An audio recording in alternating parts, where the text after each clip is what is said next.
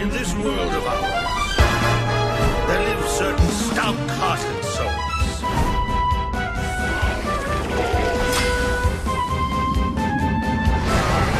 The world tree cannot be allowed to perish. To arms! Let's get to it! With a lot of games recently trying the Dynasty Warriors hack and slash style of gameplay, we got our hands on the latest title that implemented its universe into the popular gameplay style. Yes, we're talking about Dragon Quest Heroes. So for those who might be asking, what is Dragon Quest Heroes? Well, let us give a quick overview. It takes characters and monsters from the well-known Dragon Quest series and applies it to Koei Tecmo's Dynasty Warriors hack and slash style gameplay into the mix. This game is set in the Kingdom of Arbor, where monsters and mankind share the land and live happily side by side, though one day, for some unknown reason, the monsters start attacking mankind. It's down to Lucius and Aura to recover the hearts of the monsters and truly get to the bottom of all this chaos.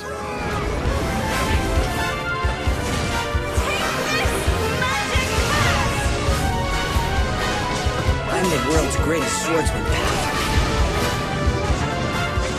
When you start the game, you have the choice whether you want your party leader to be either Lucius or Aurora. For the purpose of this review, we chose Aurora, but don't worry, you can still play as both of them in-game. It's just who the main party leader will be while you play through the game. The game has a main hub called the Stone Cloud. In this hub area, you're able to do a wide variety of things to prepare yourself for the battles ahead. You will be using it a lot as it is your base you use in between combat. You will find the following things in the Stone Cloud: a blacksmith, armor orb shop, Luddia's bar, chapel, quest holder, post and a few other things. The blacksmith is where you'll purchase all your weapons for your party to make them the best that they can be. The armor orb shop is where you purchase the armor for your characters. The quest holder you can go to get extra side missions to help level up your characters more, or to get extra rewards. But the two main big bits of the Stone Cloud are Luddia's bar and the world map that is located at the front of the Stone Cloud. Luddia's bar is where you can go to change your party around. As you progress through the game, you'll meet up with more companions that you, the player, can play as. Once they are added to your team, you can visit Luddia's bar to swap between the characters. Your party size is up to 4 characters, though sadly you can only change 3 of them because you have to keep your party leader, but you can still change 3 of them, so that's good to get a party together of the playstyle that suits you. The world map is where you'll select which missions and locations to go to. Zones can be highlighted with an exclamation mark, meaning that that's where you should be heading or looking towards going, because it'll either be the main story or an important event. Though once you've completed a zone, you can go back to it at any time to either complete challenges or to just skirmish with hordes of monsters to level up your team. We've done this a few times to try out different character playstyles and also level up characters to prepare for the next stages. When on the Stone Cloud, if you hit the options button on your controller, it will open a menu. The menu allows you to look at your inventory, the equipment that you have equipped to each character, the attributes that each character has, and a few other things, but the main tab in this menu is the one called MISC.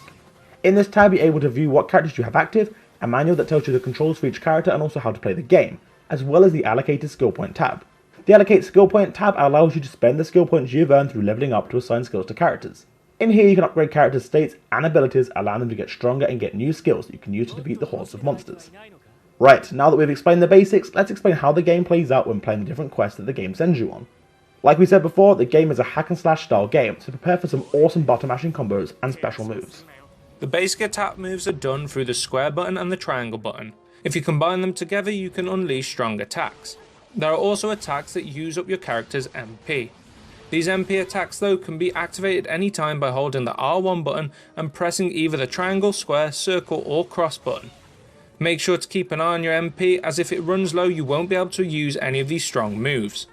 The best thing is to use these when you are surrounded by a mass amount of enemies, so you can take them all down at once, though it is also useful against stronger enemies.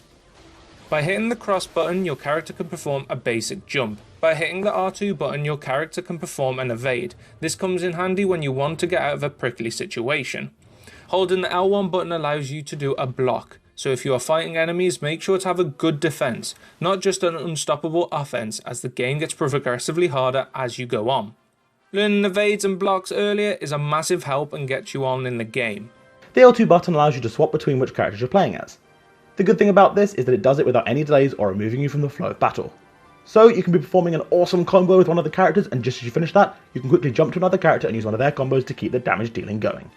If you're running low on health, simply hold the R1 buttons and use the left and right buttons on the D-pad to select a heal stone, and then the up button to use it. When using characters and getting high combos and dealing damage to monsters, your attention bar will go up. This is located in the bottom left of the screen by your character's health and MP. Once it's full, if you hit the circle button, it activates tension mode, which boosts some of the player's movement and stats, but ultimately allows the player to perform a special move. Hitting it a second time after activating the tension mode will give you a little cinematic-like cutscene, which looks amazing as the character performs their special move.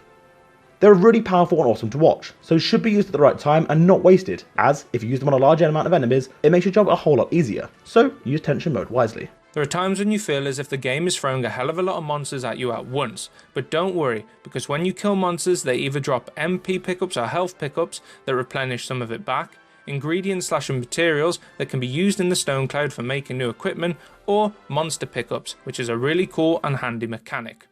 When you kill a monster they might drop a monster medal.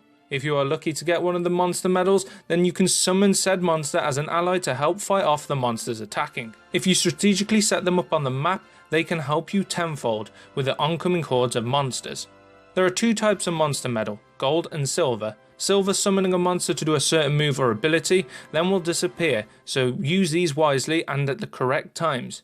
The gold ones will summon a monster to fight with you until their health runs out, though if you kill an enemy and your monster list is full and you pick up another monster medal that you already have, it will heal that monster so it can keep on fighting with you. You are limited to the amount of monster medals you can have, so it is best to get some to start with, then as the better monsters show face, make space for them. The way to do this is simple. Below your character's health bar in the bottom left, you will see the monster minions layout. When you have one, just hit up on the D-pad to use it. If you have a few and want to select certain ones, use the left and right buttons on the D-pad to scroll through the ones you have. If you want to get rid of one, then hover over the one you want to dismiss and tap the down button twice. The way the game plays out is a mix between an RPG and a hack and slash, though the maps aren't as big as you'll normally find yourself protecting areas from monsters than having to go and capture points. There are certain monsters who appear that you can go kill to close portals, to stop more monsters coming in, but if you don't kill them, it's not the end of the world. It just means if you do choose to, you'll complete the levels a lot quicker. You'll notice the difference in the gameplay the minute you pick up the pad and are put into levels.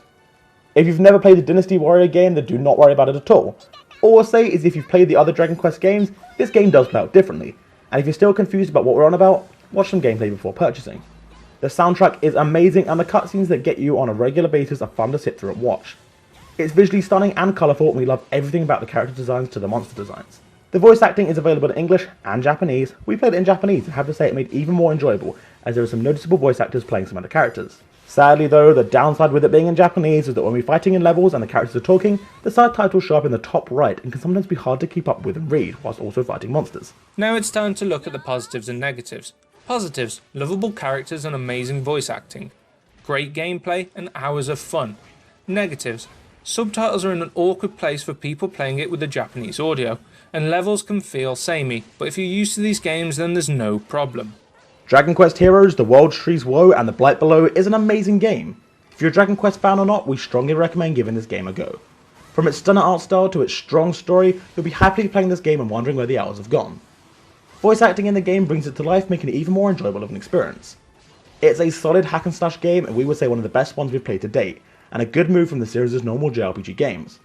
For these reasons, we're happy to give Dragon Quest Heroes a solid C&N score of 5 out of 5. Thanks for watching guys, feel free to leave a comment down below and tell us what you think of the game because we love to hear what you guys think. And make sure to like and subscribe and we'll see you in the next video. This is C&NOnline signing off. 見事見事。私とここまで戦える人間がいるとは。俺は最強の剣士だからな。甘く見ると痛い目に遭うぜ。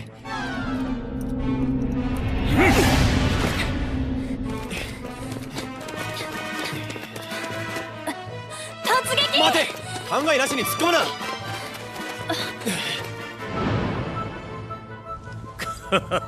な。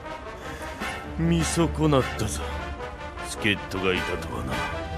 早合点するなよ。俺とは関係ないやつだ。